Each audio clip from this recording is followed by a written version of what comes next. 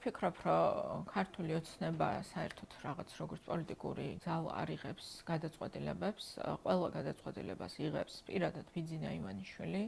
დღეს ივანიშვილის მთავარი ამოცანა ჩემი აზრით არის, რომ გაუქმდეს ის სანქციები, რაც არის მასთან მიმართებაში დაწესებული.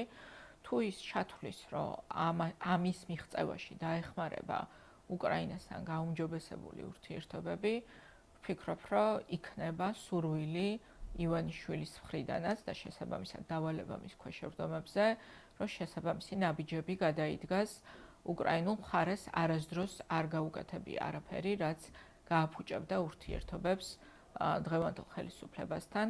პასუხისმგებლობა პოლიტიკური იმაზე, თუ სად აღმოჩნდა ეს ურთიერთობები, ეკისრება მთლიანად ივანიშვილის რეჟიმს, რომელმაც გადაწყვიტა, რომ მოსკოვის საამებლად ფაქტიურად მუდმივი თავდასხმის რეჟიმში, ასე ვთქვათ, ეწარმოებინა პოლიტიკა ზელენსკის და მისი ხელისუფლების წინააღმდეგ.